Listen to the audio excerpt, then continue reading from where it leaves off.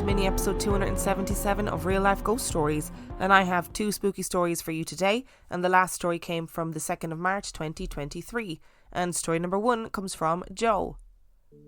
This is a weird email and I am still trying to process what I have seen. I have often seen or felt things happen, but what I'm about to tell you has had a long-lasting effect on me and I can't get it out of my head. I lost my dad on the 3rd of January this year to a sudden heart attack. He was literally joking with me one night and gone the next morning. And I know I am very emotional about this, but I do not think this has anything to do with what I'm about to tell you. I moved back into my parents' house to help rehabilitate my mother after a serious fall she had had. My dad at the time was trying to do as much as possible for her, but he was struggling as she is a very difficult person to be around, so I offered to move back home to help out. I've lived there since, and as I'm sure you are all aware, the older your parents get, the more they need your help, and so I have stayed to make sure they are not struggling or isolated in any way in their old age. Sadly, as I've mentioned, my dad has now passed away, and this has made the likelihood of me ever moving out very slim, as my mum will not cope on her own.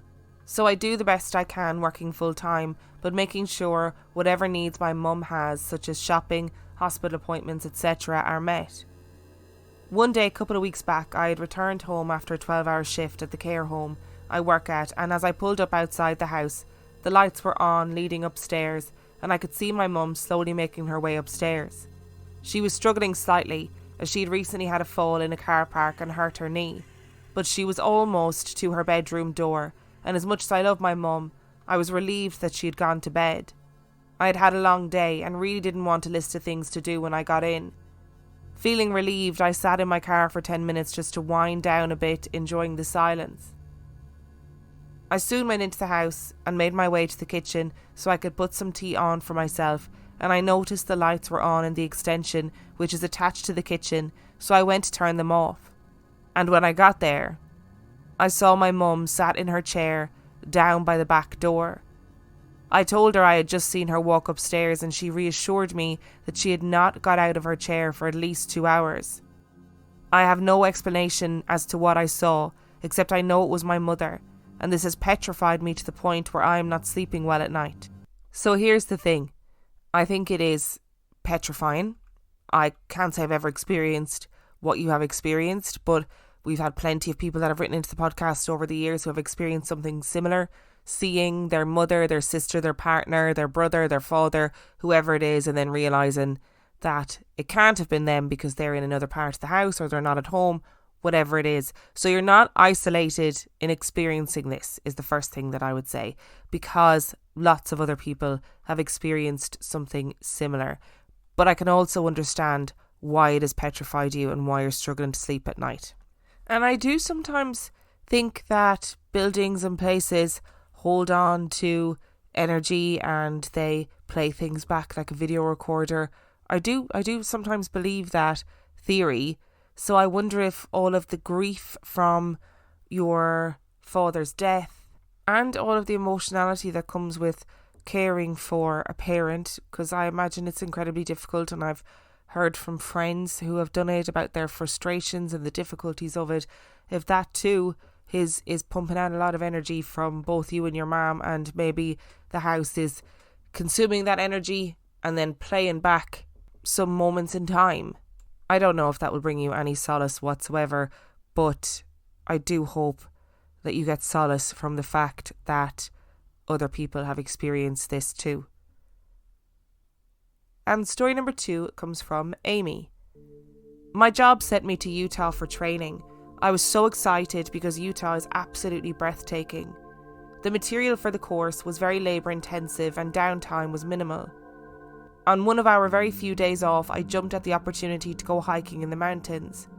I'd been there for about 2 weeks at this point and was ready for some fresh mountain air. I hit the trailhead as the sun was coming up, which was perfect. It was beautiful weather, albeit a little chilly, and everything was wonderful. I had my backpack filled with absolutely none of the essentials for a long day of mountain hiking. I had a gallon of water and a book on the art of deception. After about 3 hours of hiking, I reached the peak I planned to hike. It was so beautiful, and the next peak didn't seem that far away, so I decided to hike that one as well. After another hour, I was standing on the edge of the mountain looking down at a helicopter as it flew past. I looked to my right and saw another peak that didn't seem too far away, so again I set off upward. I reached the peak in about an hour and a half. The sun had risen by this point and the snow was not as sturdy to walk on as it had been earlier in the day. About every 5 or 6 steps my entire body would sink maybe 2 or 3 feet. I'm only 5'1" and I'd have to claw my way out of the snow. The trail was completely covered, but I wasn't worried because I was following a set of footprints in the snow. This was bliss. The footprints led exactly where I assumed the trail would be, but then they just stopped. Not that they veered in a different direction, not that they backtracked and headed down the mountain in the way they came. You can always tell when someone is re-walking their own footprints headed in the opposite direction. They were gone. I'd been following these prints for over an hour and they just disappeared. I stopped hiking and took in my surroundings. I had absolutely no idea where I was. I pulled out my cell phone and texted my husband to see if he could send me my location. If he did that, I'd have a map and could find a path down. My phone quickly dropped to 15% battery, and he responded that my signal was too weak and he couldn't see my location. After a quick drink of water, I gave up on trying to get to the top of the next peak and turned around fully, expecting to follow my own footprints and body prints in the snow back down the mountain. They were gone. Not a single sign of disturbed snow from the direction that I had come. My footprints were gone, but so were the footprints I had followed to get to where I was. It was a slow boil of panic. I very slowly started going down the mountain. I was pretty sure if I'd walked up, I should just be able to turn around and walk back down. Wrong. I would walk for about a mile, realise I didn't recognise anything, and then turn around and go to higher ground to see if I could find a trail. I never found a trail. But I did find a pile of bones. I had no idea what kind of bones they were. They could have been animal bones, which meant cougars were in the area, or they could have been human bones because they were pretty decent sized. I took off at a very slow jog to get away from that spot, climbed up onto a mound and contacted the park ranger to tell them I was lost. My phone had about 7% battery at this point. The park ranger had to officially report me as a missing person so that emergency services could ping my GPS location and dispatch search and rescue. I need to be very clear at this point and let you know, search and rescue does not always mean a helicopter. US movies make it seem that way, but it is in fact a team of volunteers who hike into the mountains with your grid coordinates and locate you. My cell phone was sitting at 3% when I got off the phone with emergency services. They directed me to shut off the phone so they could at least maintain my coordinates. The sun was starting to go down and I was alone, in the snow, in the mountains of Utah, with nothing but some water and a book. By this point, my husband is more than a little nervous. The last text he got from me said that the park ranger was dispatching someone to come and find me, and then I turned my phone off. It took search and rescue 6 hours to find me. The sun was sinking behind the last bit of mountain when I heard them call my name, still a little bit off in the distance. They got to me, handed me a snowsuit because we still had to hike back down the mountain, and off we headed. The lead man told me I was very lucky that they got to me when they did, because the spot I had picked to stay still, as directed by the emergency services, was actually right on top of a cougar den. As we descended down the mountain, I asked if they had followed my footprints in the snow to find me, and he said they hadn't seen a single footprint for miles. It wasn't as though they came from the other side of the mountain either. They started at the same trailhead that I started at. As soon as we got off the mountain, I plugged my phone in so I could let my husband know I was safe. I debriefed with the search and rescue team and they told me I could go home. So I got in my car, called my very frantic husband. It turns out the park ranger had 2 lost hikers that day, myself and another woman. My husband was worried about not hearing from me, so he called every ranger office in the area until he found someone who knew about the lost hiker in the mountains.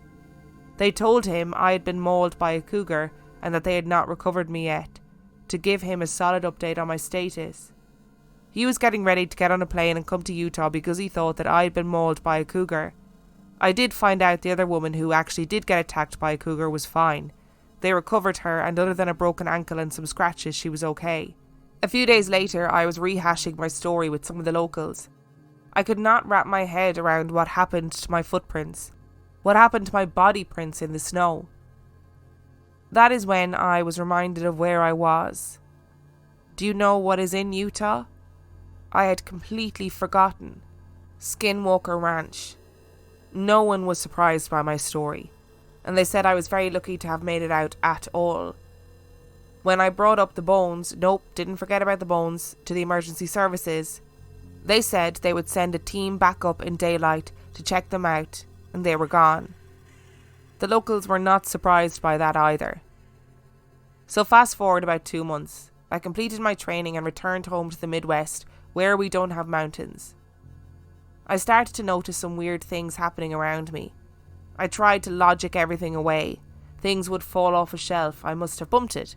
Things would be missing for days and then show back up exactly where they should have been, I must have just overlooked them. But then we conducted a massive training event at work. 90% of my co-workers travelled to a different state, and I was left back to be in charge of the other 10%. I was working incredibly long days, at work by 5 a.m, and didn't leave until 10 p.m.